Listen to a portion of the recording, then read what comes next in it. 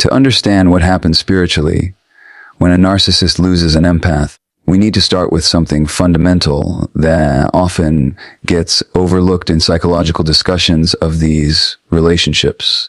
We're not just talking about the loss of a person or even the loss of narcissistic supply.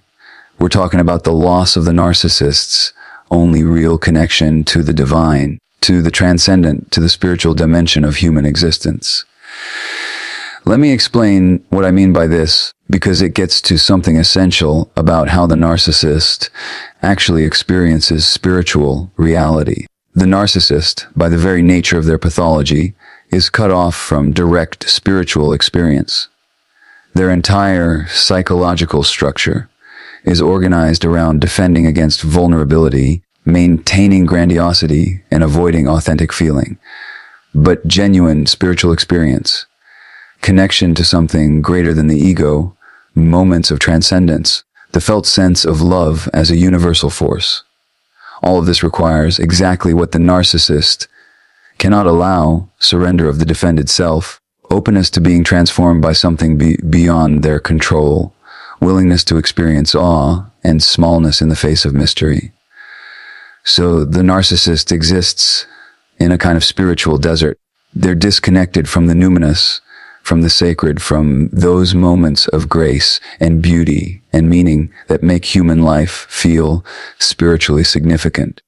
They might perform religious or spiritual identity, attending services, speaking spiritual language, even holding positions of spiritual authority, but there's no genuine inner experience underneath the performance. It's all part of the grandiose presentation, the curated image, another arena for demonstrating superiority. But then the empath enters their life, and the empath brings something the narcissist cannot generate themselves: a living, embodied connection to spiritual depth. The empath has the capacity for genuine love, not as a transaction or a performance, but as a state of being, an openness of heart that connects them to something larger than themselves. They can experience beauty and be moved by it. They can feel compassion and let it transform them. They can access transcendence through art, nature, connection, suffering. They're spiritually alive in a way the narcissist simply is not. And in the empath's presence, the narcissist can experience these spiritual dimensions secondhand. They can witness love through the empath's capacity for it. They can touch transcendence through the empath's ability to access it. They can feel something approaching spiritual depth through proximity to someone who genuinely embodies it. The empath becomes, in essence, the narcissist's intermediary to the divine, not in some grandiose religious sense, but in the simple, profound sense that the empath provides access to spiritual experiences and dimensions of being that the narcissist cannot reach directly. Think about what this looks like in practice. The empath brings the narcissist to a beautiful natural setting and feels genuine wonder, genuine reverence for the sacred quality of what they're witnessing. The narcissist doesn't feel this directly. They can't. Their defenses prevent it. But in observing the empath's genuine response, they can approximate the experience. They can say, "Yes, this is beautiful," and almost believe it, because the empath's authentic feeling creates a kind of contact high. Or the empath loves the narcissist with a quality of unconditional acceptance that touches something divine, the ability to see someone fully and love them anyway. The narcissist can't generate this kind of love themselves, can't even fully receive it without their defenses interfering, but they can experience it peripherally through the empath's offering of it. And in those moments, they touch something that feels almost like grace, almost like the kind of spiritual love that religious traditions speak of.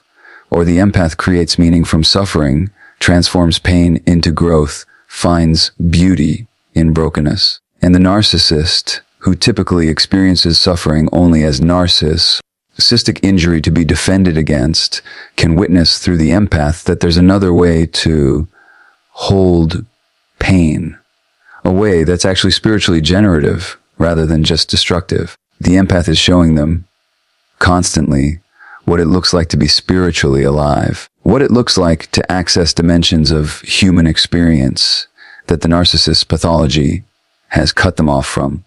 And through this witnessing, through this proximity, the narcissist has a kind of borrowed spiritual life. They're not doing the inner work that would create genuine spiritual capacity, but they're close enough to someone who has done that work that they can experience its fruits indirectly. This is why the relationship with the empath often feels different to the narcissist than other relationships. It's not just that the empath provides superior supply, though they do. It's that they provide access to something the narcissist has no other way of touching. The spiritual richness of genuine human depth, authentic love, transcendent meaning. But here's the devastating spiritual consequence when the empath leaves that portal closes. Suddenly, completely, the narcissist's only connection to divine experience is severed. They're back in the spiritual desert they've always inhabited, but now with the consciousness of what they've lost. They know what it felt like to be near someone who could access spiritual depth, who could generate genuine love, who could transform ordinary moments into something sacred through the quality of their presence and attention. They've tasted that proximity to the divine, even if it was always borrowed, always secondhand. And now it's gone. The empath has taken their spiritual aliveness with them, and the narcissist is left in isolation that's not just emotional or psychological, but fundamentally spiritual. They're cut off from the very dimensions of human experience that make life feel meaningful, that connect us to something larger than our small, defended selves. This is a loss that operates at a different register than anything we've discussed psychologically. It's not just loneliness or the absence of supply. It's spiritual isolation of the most profound kind, being aware that there are depths of experience, dimensions of love and meaning and beauty that you cannot access on your own and no longer have access to through another. When your only brig, to the sacred, was another person's soul, their departure doesn't just leave you alone, it leaves you exiled from the divine itself. Now, to understand what happens spiritually when the narcissist loses the empath, we need to talk about light and shadow, not in some abstract metaphorical sense, but as real forces in the spiritual economy of human relationships. The empath carries a particular quality of light. This isn't just warmth or kindness, though it includes those things. It's a spiritual radiance that comes from their capacity to remain open-hearted despite pain, to choose love despite fear, to maintain connection to something transcendent even in the midst of darkness. The empath's presence literally illuminates the spaces they occupy. People feel it. The narcissist certainly feels it. And here's what's crucial to understand. In the empath's presence, the narcissist could bask in that light without having to generate their own. They could exist in proximity to spiritual depth, to genuine love, to transcendent meaning, without doing any of the internal work required to access these states themselves. The empath's light was bright enough, sustained enough, that it created the illusion that the narcissist too was capable of dwelling in that luminous space. Think about what this meant for the narcissist on a daily, lived level. In the empath's presence, they could experience moments of beauty, connection, even something approaching grace. The empath's capacity for wonder made ordinary moments feel meaningful. Their depth of feeling created the impression of shared spiritual experience. Their forgiveness and compassion allowed the narcissist to maintain the fantasy that they too were fundamentally good, fundamentally capable of love. The empath's light was so bright that it cast the narcissist's shadow behind them, out of view, easy to deny. As long as the empath remained present, radiating that spiritual luminosity, the narcissist didn't have to confront the darkness within themselves. They could position themselves in the empath's glow and mistake reflected light for their own inner radiance. But then the empath leaves, and this is where the spiritual consequences become devastating. Because when that sustaining light withdraws, when the empath's presence is no longer there to illuminate and obscure simultaneously, the narcissist is suddenly netted with their own shadow in a way they've been successfully avoiding. The darkness they've been fleeing, the spiritual emptiness they've been denying, the void where authentic spiritual presence should be, all of it becomes visible in the absence of the empath's light. This isn't a gradual realization. It's often experienced as a kind of spiritual crisis, a sudden plunge into darkness that feels catastrophic. The narcissist has been living in borrowed light for so long that they've forgotten, or never knew, what their own internal landscape actually looks like. And what they discover in the empath's absence is terrifying. There's nothing there. No inner light to sustain them. No spiritual core to return to. Just emptiness, shadow, the accumulated darkness of years or decades of spiritual bypassing and emotional dishonesty. The contrast is what makes this unbearable. If the narcissist had never experienced the empath's light, they might remain comfortable in their darkness, unaware that anything else was possible. But they've tasted what it's like to exist in proximity to genuine spiritual presence. They've experienced what love, depth, meaning, and transcendence feel like, even if they were only ever borrowing these experiences rather than generating them. And now they're back in the dark, but with the consciousness of what light feels like, with the memory of spiritual warmth, with the excruciating awareness of what they've lost and what they've never actually possessed within themselves. This is a particular kind of spiritual suffering that's almost impossible to articulate or remedy, because the narcissist cannot return to unconscious darkness. They've seen the light, but they also cannot access their own inner light because they've done none of the work required to develop it. They've spent years, perhaps a lifetime, constructing defenses against the very vulnerability and self-honesty that spiritual development requires. So they're trapped, aware of the light, but unable to generate it, conscious of the darkness, but unwilling to do the shadow work that would integrate it. They know what they're missing, but they can't access it through their own resources, and the person who provided access is gone. The empath's departure forces the narcissist into a confrontation with their own spiritual bankruptcy. And this confrontation is so painful, so threatening to their entire defensive structure that the narcissist typically responds in one of two ways. They either plunge deeper into denial, frantically seeking new sources of borrowed light to avoid facing their own darkness, or they spiral into a kind of spiritual despair that masquerades as depression, but is actually the soul's protest against its own abandonment. Neither response leads to healing because both are still avoiding the fundamental spiritual work that the narcissist needs, turning toward their own shadow, sitting with their own darkness, doing the excruciating internal labor of developing their own light from the inside out. The empath's presence had allowed them to avoid this work indefinitely. The empath's absence makes it unavoidable.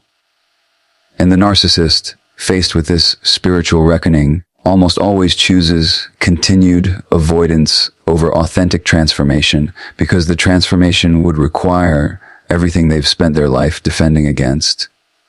Vulnerability, honesty, the dismantling of the false self, the integration of disowned parts. So the darkness that the empath's light had been obscuring doesn't just remain. It intensifies. Because now it's darkness with awareness, emptiness with memory of fullness, spiritual poverty with the knowledge of what wealth feels like. The narcissist is spiritually impoverished in a way they can no longer deny, and that awareness, without the willingness to do anything about it, becomes its own form of torment. When the light that obscured your darkness withdraws, finally see what you've been fleeing, and the seeing changes nothing if you still refuse to heal. But the spiritual consequences of losing the empath go beyond confrontation with inner darkness, because there's something else happening at a level that's more fundamental than psychology, something that operates according to spiritual laws that exist whether we acknowledge them or not. And that's the principle of karmic return, the universal tendency toward balance, reciprocity, and consequence. Now, I want to be careful here, because karma is often misunderstood as some kind of cosmic punishment system, divine retribution for wrongdoing. That's not what I'm talking about. Karma, in its true sense, is simply the law of cause and effect operating at the level of energy, intention, and action. What you put out into the world creates ripples that eventually return to you. Not because the universe is judging you, but because that's simply how energy works. The narcissist has been operating for years, perhaps their entire life, in ways that create harm. They manipulate, they deceive, they take without giving, they damage others to protect their own fragile ego. And all of this creates karmic debt, energetic imbalance that seeks resolution, consequences that naturally flow from harmful actions. But here's what the empath was doing, often without consciously realizing it. They were absorbing and buffering those consequences. They were taking the impact of the narcissist's harmful behavior and transforming it through their own capacity for forgiveness, understanding, and unconditional love. They were essentially standing between the narcissist and the natural return of their own destructive energy. Think about what this looks like practically. When the narcissist lied, the empath believed them, sparing them the consequence of lost trust. When the narcissist raged, the empath absorbed it without retaliating, preventing the natural escalation that rage typically produces. When the narcissist betrayed, the empath forgave, again and again, delaying the abandonment that betrayal normally ensures. When the narcissist caused harm, the empath made excuses for them, protected their reputation, prevented others from seeing the full extent of their destructiveness. The empath was functioning as a kind of karmic shock absorber, taking the impact of consequences that should have naturally returned to the narcissist and transforming them into something softer, something survivable, something the narcissist could continue to ignore. This wasn't healthy for the empath. We understand that now. But spiritually, it served a function for the narcissist. It allowed them to continue their destructive patterns without experiencing the full weight of natural consequences. It delayed the universe's tendency toward balance. It created a protective buffer around the narcissist that insulated them from the energetic return of their own actions. But when the empath leaves, when they finally choose themselves and walk away, this buffer disappears. And what often happens next is what I call karmic acceleration. Suddenly, all those delayed consequences, all that accumulated energetic debt, all the natural returns that the empath had been absorbing or deflecting, they begin to manifest with startling rapidity. You'll often see this as a cascade of external events in the narcissist's life. Relationships that they thought were stable suddenly collapse. Professional situations that seemed secure unravel. People who had tolerated them for years suddenly set boundaries or walk away. Secrets they thought were safely hidden come to light. Lies they thought they'd successfully maintained are exposed. The house of cards they've been building begins to fall, and it falls quickly. And from the outside, this might look like coincidence or bad luck. The narcissists themselves will certainly frame it that way. They're the victim of circumstances, of other people's dysfunction, of an unfair universe. But what's actually happening is that natural consequences are finally being allowed to complete their cycle. The empath's departure often marks an inflection point where the spiritual protection they'd been unknowingly providing is withdrawn, and the narcissist must finally face the accumulated weight of their own choices. It's not punishment. It's simply the restoration of natural balance, the universe correcting an imbalance that the empath's presence had been maintaining. This is why the period after losing an empath is often particularly chaotic and destructive for the narcissist.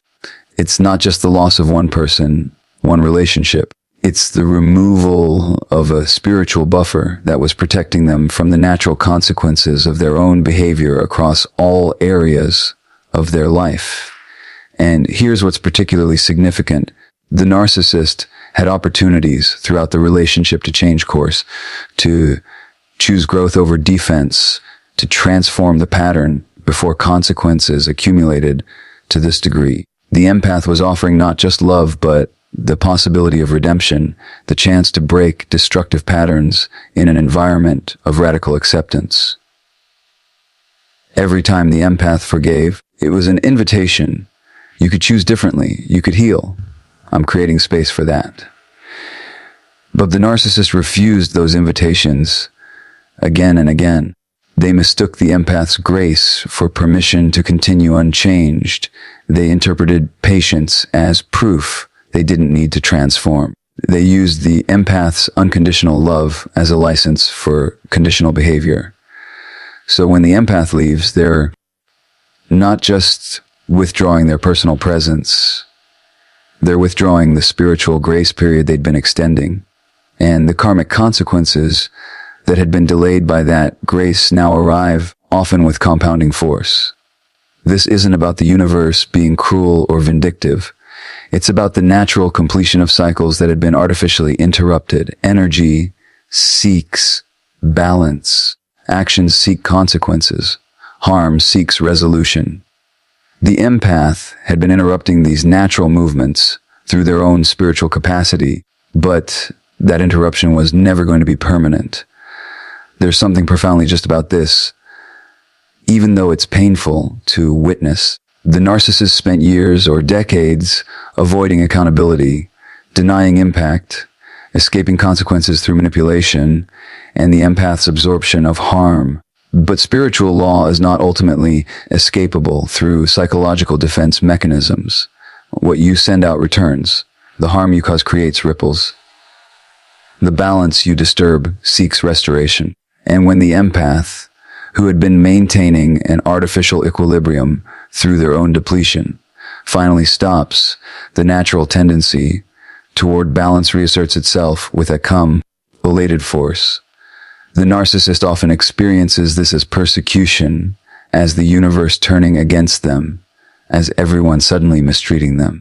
But what they're actually experiencing is simply the removal of extraordinary grace they never earned and the arrival of ordinary consequences they've always deserved. Grace delayed the reckoning, but grace withdrawn cannot prevent it.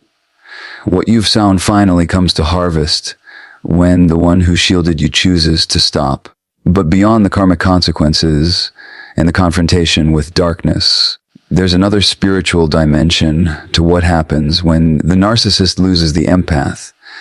And this one speaks to something even more fundamental about the nature of the soul and its trajectory through this life.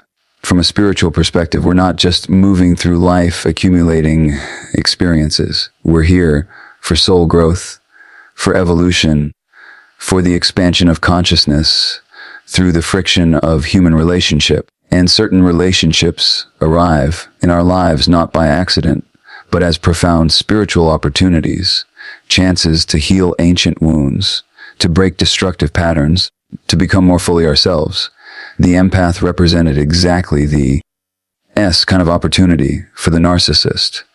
Not just a relationship, but a sacred chance for transformation that most people never receive.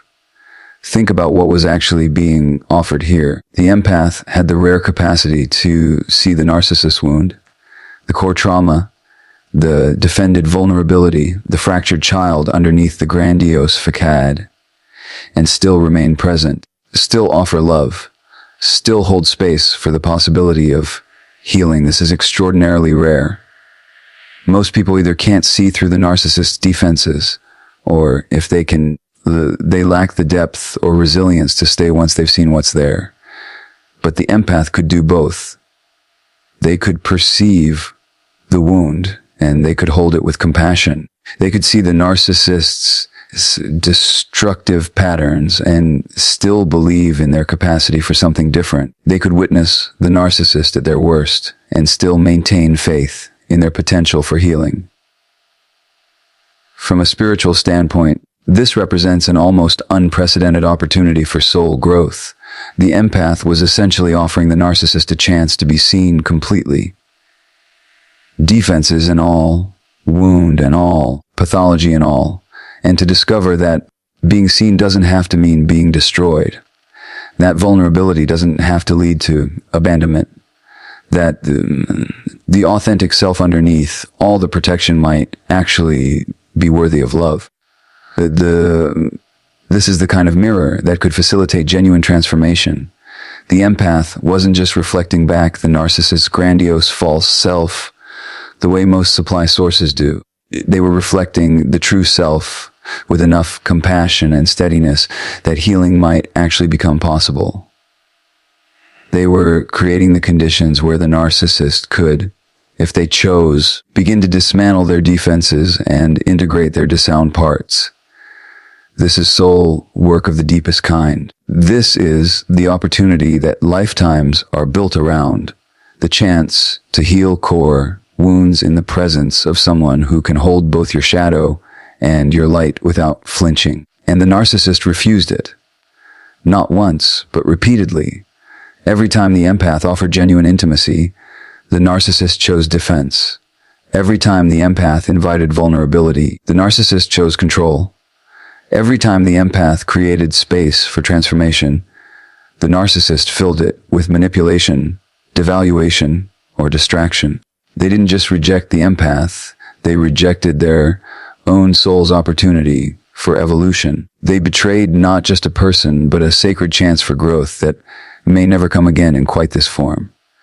Because here's the spiritual reality: opportunities, this profound, are finite. The universe offers us chances for healing, but it doesn't offer them indefinitely. When we consistently refuse the invitation to grow, when we betray the relationships that could facilitate our transformation, we're not just maintaining the status quo. We're actively foreclosing possibilities for evolution. The narcissist's soul, which might have expanded through the friction and grace of genuine love with the empath, instead contracts. It pulls further back into defended isolation, becomes more rigid, more fortified, more committed to the very patterns that keep it imprisoned. What could have been a catalyst for liberation becomes instead confirmation that love is dangerous, that vulnerability leads to annihilation, that the only safety lies in continued defense. This is spiritual regression masquerading as self-protection. The narcissist believes they're surviving, maintaining control, protecting themselves. But from the soul's perspective, they're choosing stagnation over growth, contraction over expansion, imprisonment over liberation. And the tragedy is that the narcissist will likely never receive another opportunity quite like this. They might encounter other empaths, other people with depth and capacity for unconditional love. That specific configuration, that particular person who could see their specific wound and hold their particular pathology with exactly the kind of compassion that might have facilitated healing. That was unique. That was a one-time spiritual offering. By betraying it, the narcissist hasn't just lost a relationship. They've foreclosed a path toward wholeness that existed in potential, but will never be actualized. Their soul, instead of evolving through the challenge and gift of being truly loved, remains frozen in the defensive posture it's held for years or decades. There's a concept in spiritual traditions of the sacred wound.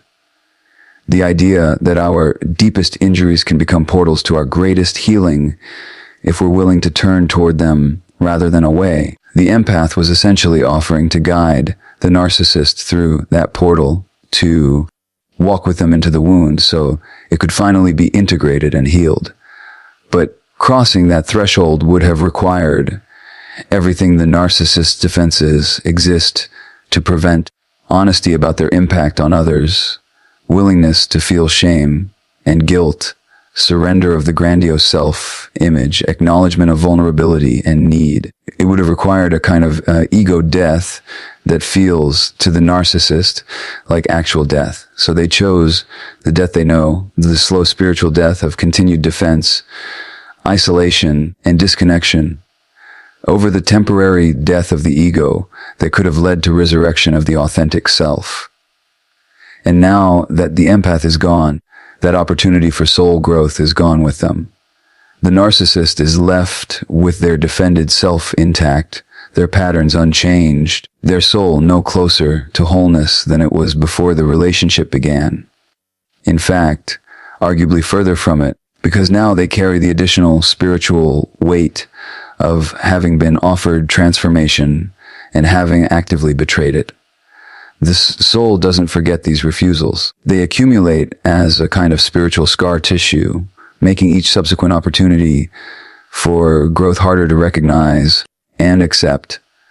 The narcissist becomes increasingly entrenched in their pathology, increasingly identified with their defenses, increasingly disconnected from the authentic self that might have emerged if they'd had the courage to risk transformation.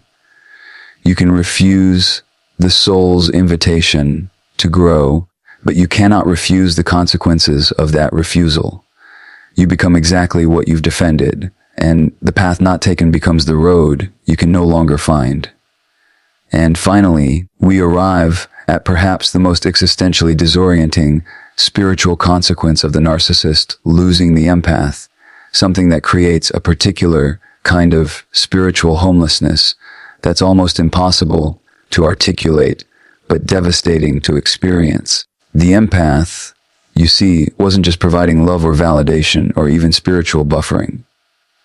At a more fundamental level, they were serving as an anchor, a tether to the human experience of meaning, connection, and authentic emotional reality. They were the narcissist's point of contact with what it means to be genuinely alive in a human body, in human relationship, in the flow of real feeling and real presence. And when that anchor is severed, the narcissist enters a liminal, spiritual space that's neither here nor there. They become untethered, floating in a kind of spiritual void that has no coordinates, no reference points, no sense of solid ground. Try to explain what this looks like from the inside, because it's a state that's profoundly disorienting, even though it might appear from the outside as if the narcissist is simply continuing their life unchanged. The narcissist has always existed in a kind of spiritual twilight, not fully present in authentic human connection, because that would require too much vulnerability, but not fully embraced in their shadow either, because that would require confronting truths they've spent a lifetime avoiding.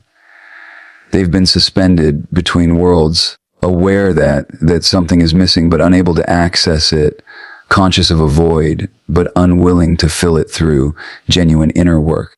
The empath's presence allowed this suspended state to feel somewhat stable. The empath was a bridge to the world of authentic feeling, genuine connection, real love.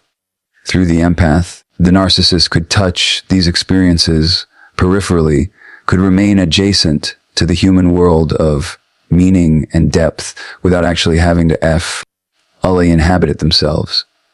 It's like standing at the edge of a warm, lit room on a cold night. You're not inside where it's truly warm, but you can feel the heat through the doorway, can see the light, can catch glimpses of what's happening in there. You're not fully outside, in the cold darkness either. You're in the threshold, benefiting from proximity without committing to entry. The empath was that threshold. They kept the door open. They maintained the narcissist's connection, however tenuous, to the world of authentic human experience. But when the empath leaves, they close that door. And suddenly the narcissist finds themselves outside, in the cold, with no way back in. They're no longer adjacent to genuine connection. They're exiled from it. They can't access authentic love because they never developed the capacity for it themselves. They were always borrowing access through the empath. But here's what makes this particularly torturous. They can't fully retreat into their defended isolation either because they've now experienced what warmth feels like. They've tasted genuine connection, even if they were only ever touching it through another person. They know what they're missing in a way they didn't before the empath arrived.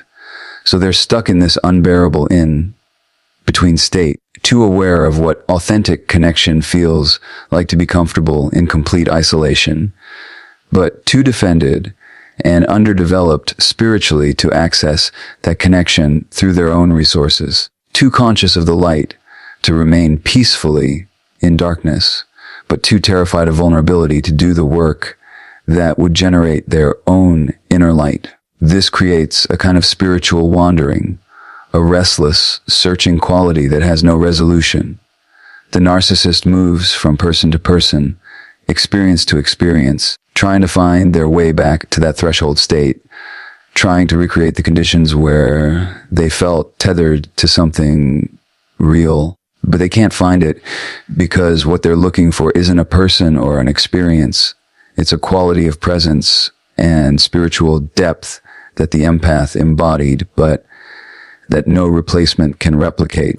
They're seeking someone to serve as anchor again, someone to stand in that doorway and let them feel the warmth of authentic connection without having to step fully inside. But even when they find empathic people, it doesn't work the same way. Because the new person hasn't yet absorbed years of the narcissist's projections, hasn't yet learned to translate their unspoken needs, hasn't yet developed that particular attunement that made the original empath so effective at bridging the narcissist's isolation. And the narcissist can't explain what they're looking for because they don't understand it themselves. They just know that something essential is missing, that they're floating unmoored, that nothing feels solid or real or meaningful anymore. They might describe it as depression, as existential crisis, as a sense that life has lost its color or significance. But what they're actually experiencing is spiritual homelessness, the loss of their anchor to the human world of authentic connection. This untethered state often manifests as increasing instability in all areas of the narcissist's life. Without the empath's grounding presence, their behavior becomes more erratic, their choice is more self-destructive, their relationships more chaotic. They're no longer stabilized by someone who could absorb their volatility and reflect back coherence. They're free, floating in their own dysregulation with no one to contain it. There's also a quality of spiritual searching that emerges, but it's searching without the willingness to actually find. The narcissist might suddenly become interested in spirituality, in meditation, in healing modalities. They might talk about awakening or transformation. But watch closely, and you'll see they're not actually doing the work. They're performing spiritual seeking while avoiding the vulnerability that genuine spiritual development requires. They want the result, the sense of meaning, the feeling of connection, the experience of inner peace without the process. They want to arrive at wholeness with traveling through the territory of shadow integration and ego dissolution that wholeness requires. So they remain in perpetual seeking, perpetual dissatisfaction, perpetually looking for something external to fill an internal void. The empath's departure has left them spiritually homeless, unable to return to unconscious defense, unable to move forward into conscious healing, stuck in an awareness of what's missing without the capacity or willingness to cultivate it within themselves. They're wandering between worlds, belonging to neither, increasingly desperate for an anchor they'll never find in another person because the anchor they need can only be developed internally. And that's the final spiritual consequence. The narcissist must now live with the consciousness of their own spiritual poverty while remaining committed to the the defenses that ensure it continues. Aware of the homelessness, but unwilling to build a home within. When you lose your tether to what's real and refuse to anchor yourself, you don't float free. You drift endlessly, seeking a ground you'll never find in another.